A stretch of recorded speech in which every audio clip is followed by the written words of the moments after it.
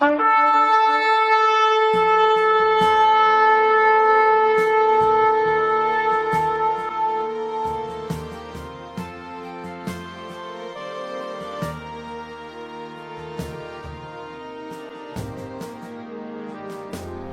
turn to Psalm 46. The title of this psalm is To the Chief Musician, a psalm of the sons of Korah, a song for Alamoth. Well, Alamoth could refer to a choir of singing girls, but it may also refer to a high-pitched stringed instrument. And we read about that in 1 Chronicles 15, before we get into the psalm. 1 Chronicles 15 verse 20, it says there, and Zechariah, and Aziel, and Zemiramoth, and Jehiel, and Uni, and Eliab, and Maaseiah, and Benaiah, with psalteries on Alamoth. So here it refers to the instrument, and that might be the same in this psalm. If we look at the diagram of this psalm, we see that the first part speaks about God's protecting presence now, but also in the future, and even forever and ever. And in the last part, God is simply exalted. And we will also see, but I'll get back to that the first 6 verses also show a prophetic pattern, beginning with the rapture, through the tribulation, the millennial, and the following eternity, the new heaven and new earth. So the psalm begins by speaking about God's protecting presence, now, in the future, and forever. Verses 1 through 3. God is our refuge and strength, a very present help in trouble. Therefore will not we fear, though the earth may be removed, and though the mountains be carried into the midst of the sea, though the waters thereof roar and be troubled, though the mountains shake with the swelling thereof. Selah. Many psalms begin by describing a crisis, but this psalm begins with God's provision. And he right away declares 3 things. First of all, God is a place of shelter, where you can find refuge under his wings, in his tabernacle, in the secret place. The second thing is God is strength for his people. And the third thing is God is help, not from a distance, but a very present help.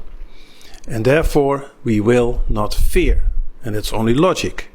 If God is a refuge, if he's strength and help to his people, then there is no reason to fear. Even in the biggest crisis, even when the earth may be removed. And yes, the psalmist uses the most frightening and humbling natural events that one can imagine. He speaks of the earth being removed, of the mountains being carried, the waters roaring, the mountains shaking. And whoever has been in a big storm or experienced an earthquake, then you know how helpless you can feel. There's totally nothing you can do than just see what happens and hope for the best. But what it says here is that God is greater than all of this. And if we are truly afraid of these things, then we are not giving God the honor he desires. And that greatness is worthy of pause and careful thought. And therefore, Selah.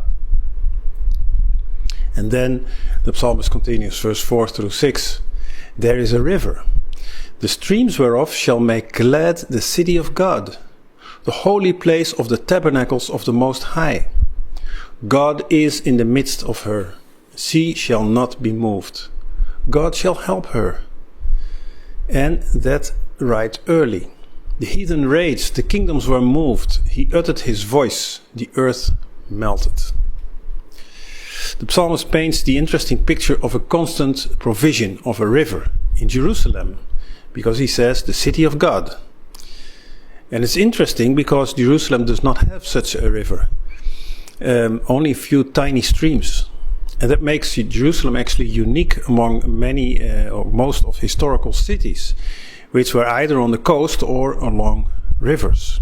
That was very useful for transportation, for irrigation, for drinking water, etc. But other prophets too anticipated a time where a mighty river would flow, even from the temple itself. Ezekiel speaks of this, for example, in Ezekiel 47 verse 12. And by the river, upon the bank thereof, on this side and on that side, shall grow all trees for meat, whose leaf shall not fade, neither shall the fruit thereof be consumed. It shall bring forth new fruit according to his months.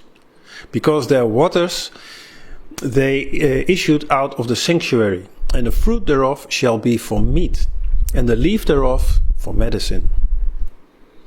And also in Revelation 22 verses 1 and 2 we read of this river. And he shewed me a pure river of water of life, clear as crystal, proceeding out of the throne of God and of the Lamb. In the midst of the street of it, and on either side of the river, there was the tree of life, which bare 12 manner of fruits, and yielded her fruit every month. And the leaves of the tree were for the healing of the nations. It's interesting to note that Ezekiel speaks of trees, plural, along the river. And that is the situation during the millennial. It is the earthly Jerusalem and a restored earth. And one could say a prelude to the eternal Jerusalem, the New Jerusalem, which is described in Revelation 22. There it speaks of one tree, which is, by the way, on both sides of the river. Try to figure that one out. It's even the tree of life. And it's very much like returning to Eden as it was before the fall. In Genesis 2 verse 9 and 10 we read about that. It says there, and out of the ground made the Lord God to grow every tree that is pleasant to the sight and good for food. The tree of life also in the midst of the garden, and the tree of knowledge of good and evil. And a river went out of Eden to water the garden, and from thence it was parted and became into 4 heads. Now note that the tree of the knowledge of good and evil no longer exists in the new heaven, the new earth, the new Jerusalem.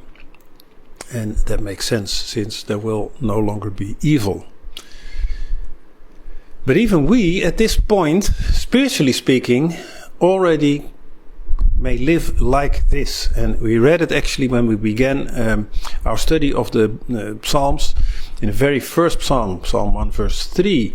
There it says, and he, talking about the blessed man, he shall be like a tree planted by the rivers of water, that bringeth forth his fruit in his season. His leaf also shall not wither, and whatsoever he doeth shall prosper.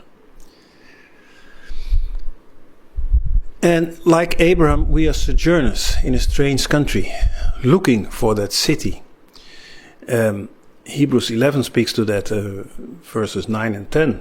By faith he, Abraham, sojourned in the land of promise, as in a strange country, dwelling in tabernacles, with Isaac and Jacob, the heirs with him of the same promise. For he looked for a city which had foundations, whose builder and maker is God. And in verse 16, but now they desire a better country, that is, a heavenly.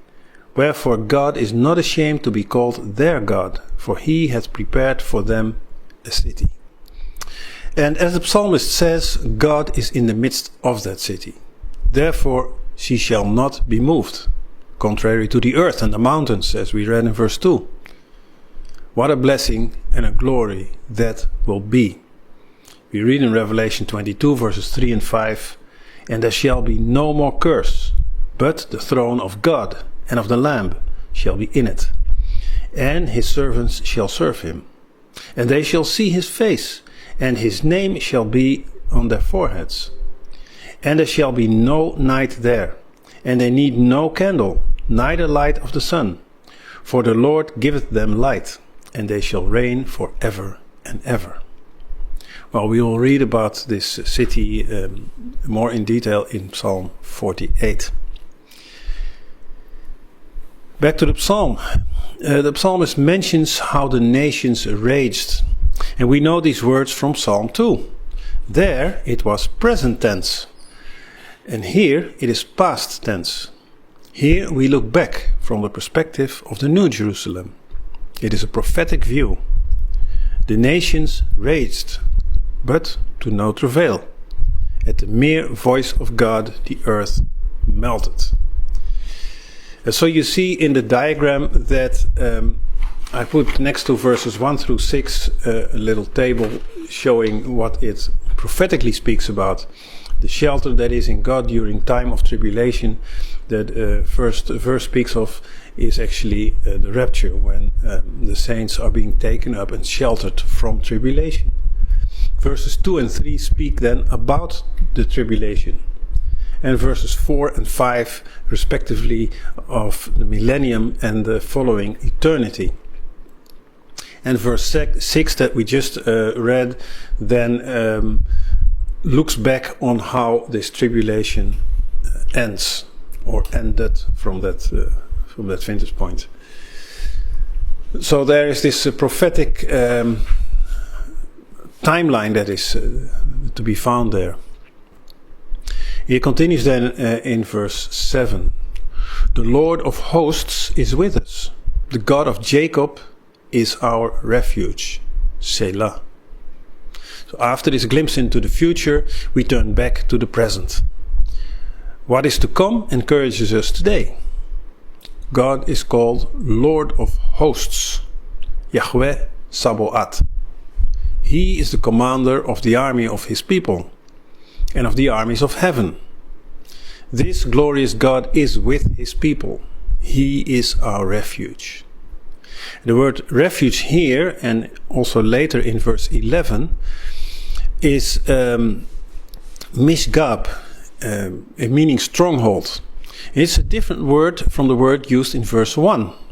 In English it also says refuge, but in Hebrew it's another word. It's makasheh, meaning shelter. But this word here in verse 7 and verse 11 has the idea of an inaccessible height. It's a stronghold that you cannot reach. Yet, for God's people, it is totally accessible. He is the King of all hosts, yet also the God of the individual, the God of personal relationships, a God full of grace, faithful to his covenant, even with an unfaithful Jacob or Israel. Actually, it applies both to the person and the nation. Then the latter part of the psalm exalts God. Verse 8. Come, behold the works of the Lord, what desolations he hath made in the earth. He maketh wars to cease unto the end of the earth. He breaketh the bow, he cutteth the spear in sunder, he burneth the chariot in the fire. So the first part of this psalm, the focus was mainly on God as a refuge and as a help. And now it's more shifting to highlighting the glory of God. God has the power to make desolations, to make ruin, but also to enforce peace and to bring an end to wars. We were already rejoicing because he's a refuge in distress. So how much more when we know that he can and eventually will bring an end to the causes of the distress. Verse 10. Be still and know that I am God. I will be exalted among the heathen. I will be exalted in the earth. Here the person changes. It's not the psalmist speaking about God, but it is God speaking to the people. He tells them to cease their opposition and to be still and acknowledge his power and sovereignty over all kingdoms and nations. So it doesn't mean to stop all activity and stand in one place to be literally still, but rather to stop opposing God and to stop arguing against him. In other words, simply surrender. After all, he is God.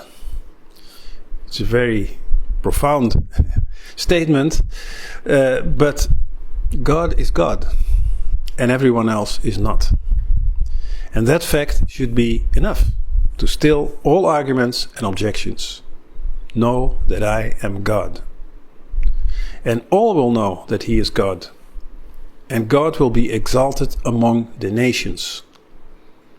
His triumph will extend far beyond Israel to all the earth. But unfortunately, a lot of distress and desolation will befall the earth first. The psalm ends then with verse 11. The Lord of hosts is with us. The God of Jacob is our refuge. Selah. It is a repetition of verse 7.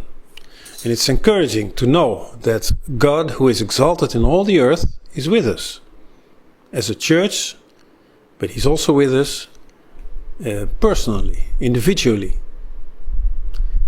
Indeed, we know that he is God and he is our refuge. And that is worthy of reflection. And therefore, Selah. Amen.